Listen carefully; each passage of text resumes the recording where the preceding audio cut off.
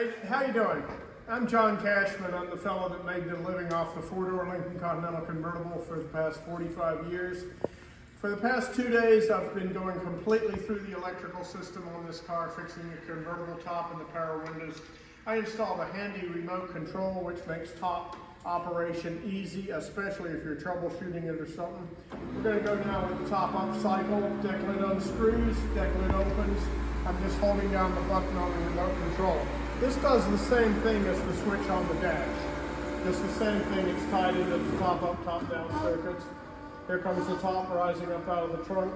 This car has had new hydraulic cylinders, new hydraulic lines, new heavy duty pump, rebuilt flat rear drive, upgraded upper back panel limit switch, a lot of correction of rodent damage and so forth. There was a mouse nest the size of Texas in the header.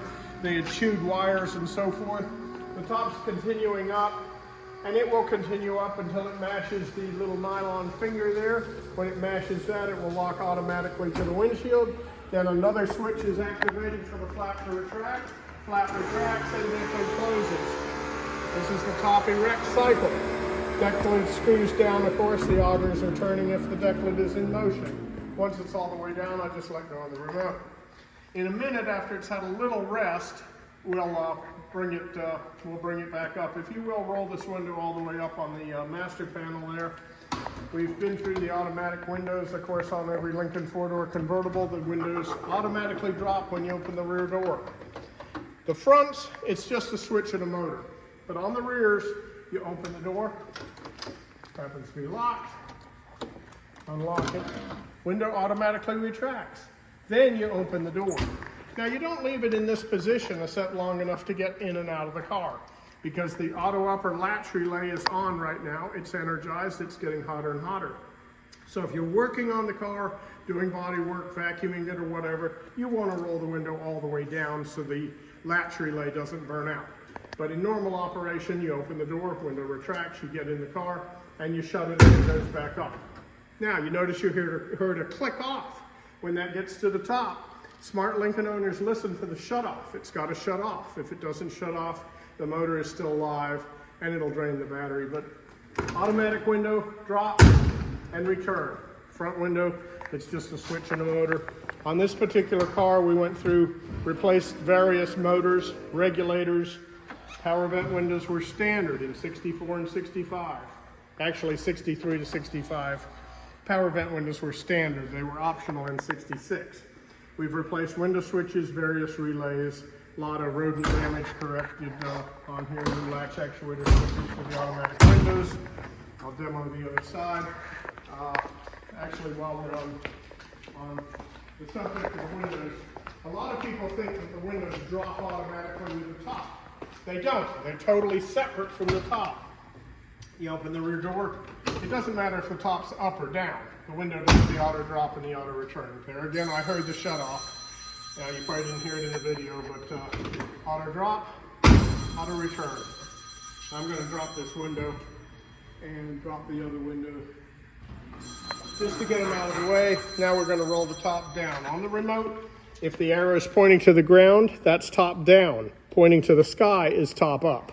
So I'm going to push this button here. Notice the deck lid unscrews, and it has smooth liftoff. The pump comes on, it's the last thread of the augers gets out of there for smooth liftoff. On this particular car, we had to replace the left hinge assembly because it was all boogered up. Flap goes erect, matches the limit switch, and the top goes back. Now it's a good idea on a Lincoln convertible to give it a shove right there, just help it over the hill. You don't have to do that, but I recommend it. It takes stress off, and of course now it's over the hill and going down. There's an excess piece of whatever.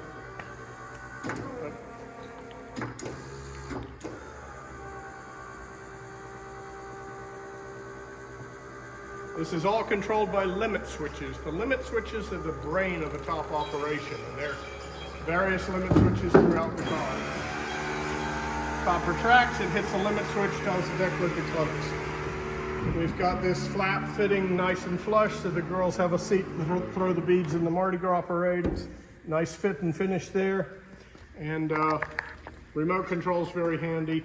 I also furnish an emergency kit, which you keep in the glove compartment of the car. This is a reprint of the factory convertible top manual. Right here, this is a convertible top manual that breaks it down cycle by cycle for troubleshooting. Also emergency procedures, limit switch adjustments, and so forth. It's a must-have in the car, as well as a simple 12-volt test light and a jump wire, and of course my phone number. If you get in a jam, that'll get you out of a jam. There's a shop manual, a new rearview mirror, a new through-the-top wiring harness, because this car is going to have a new top installed on it, and whenever a new top is installed, you want to put in new wires that go through the top frame. That's about a wrap on this. I've worked on this the better part of 2 days, and the secret to me being able to fix one of these cars that needs everything on location is that Suburban full of parts. That's the parts department, and like I say, I've made a living off these for 45 years, so my knowledge helps me to get it done, and I had wonderful help here. Thank you. You're welcome.